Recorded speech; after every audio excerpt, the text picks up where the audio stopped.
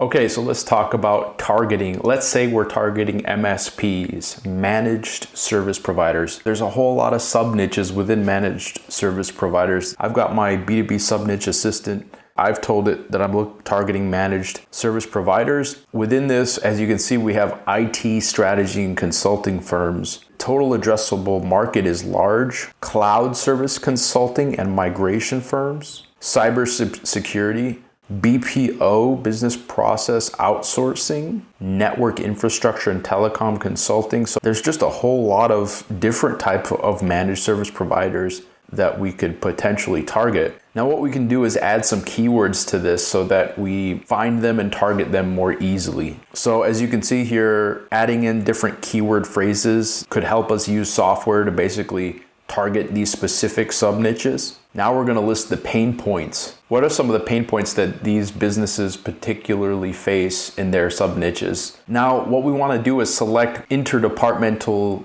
unit that we want to target within these businesses, and this is going to be based upon what it is that we're offering the market. So I'm going to say in this case sales and business development. And now what this is going to do is, based upon the department that we're targeting, it's going to list the pain points that are relative to our offer, essentially ones that we could actually address. So for IT strategy and consulting firms, for example, this is, I think, the largest total addressable market.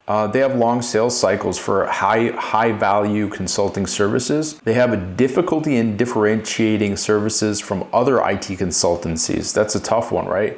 How do we stand out and make them different? They have limited outreach bandwidth to target and engage qualified leads. That's really valuable information, right? There's a high cost of sales for complex customized solutions. And there's an inconsistent lead quality. So they're suffering from lead quality issues. For cybersecurity, it's a little different. Long sales cycles with extensive education on cybersecurity needed. That brings to mind the challenger sales method here. When you're selling complex solutions, you need to educate a bit. You need to tailor your solution. So let's back up. Basically how this works is you have the pain points right here, and then how they can be addressed with the solution. And now we can do a 5 whys analysis. And the 5 whys analysis I really love because it helps dig down deeper into why it makes sense for us to reach out to the prospect. So here we go. We got pain point number 1, long sales cycles for high value consulting services. Why? Number 1, IT strategy services often require complex decision making and stakeholder buy-in. Multiple decision makers are involved. Each has different priorities and concerns, so alignment can really be a challenge here. Sales teams lack targeted insight into stakeholders' pain points and tech needs, leading to broad, less effective pitches. Without precise data, sales reps often spend excessive time nurturing leads who aren't really ready or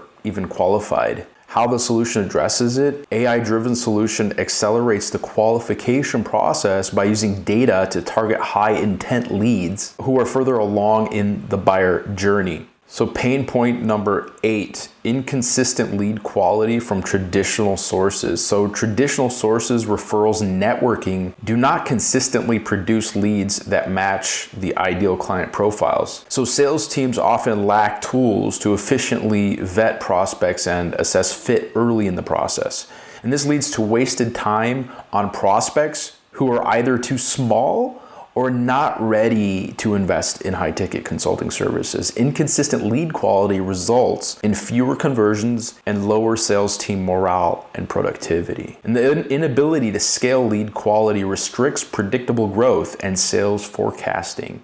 Our AI-driven solutions uses targeted filters and machine learning to continuously refine the ideal client profile. And this results in a steady flow of high-quality leads that align closely with the client's criteria.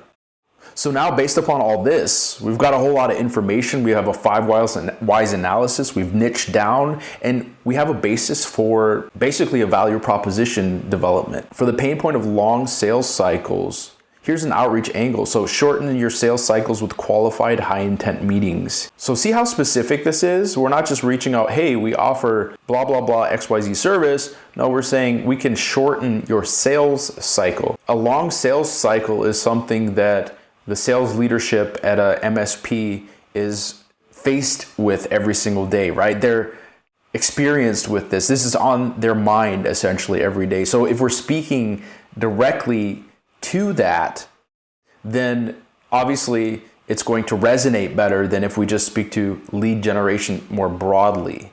So the angle would be, are you spending weeks nurturing leads that fizzle out before close? Now, this is not the outreach copy, okay? This is the angle. So just to be clear there, because we would phrase this differently. So we'd say like many VP sales at MSPs that I talk to say the sales cycle just is so long that leads tend to fizzle out before reps can ever close them. So that might be more outreach type language that you would use in the actual message, but this is just the angle. So now what we can do is look at the total addressable market and see how relevant the solution that we're reaching out about would be to those different markets. So we have sub niches, IT strategy consulting. So the solution relevance is high because they have complex services that would basically benefit from lead generation and targeted outreach to reduce the long sales cycle. Based on the high total addressable market and strong solution relevance, IT and strategy consulting firms offer the highest potential for outreach because they benefit from reduced sales cycles, qualified lead consistency, and AI-driven insights that connect services to client outcomes. Now I'm going to interject here and I'm going to say, do research on lead generation and business acquisition for this niche. And kind of, it's going to search the web and be more specific about the type of pain points that are relevant to what we're reaching out to them about. Challenges and pain points, lead quality over quantity. Many IT consulting firms are finding that while they can generate a high volume of leads, the quality often falls short. All right, so now we're going to do a little bit of research. Most of these are nice and recent. Mastering the Future, 5 strategic imperatives for professional service firms. Strategic imperatives. Shift from thinking about to acting on AI. So what I like to do now at this stage with a little bit of research is to take some of that understanding and some of this research and put it into a tool called NotebookLM. Add the article that I just found, paste the link of the article that you find in whatever sources that you find in here. NotebookLM will only consider in its responses the sources that you input into the notebook, so to speak.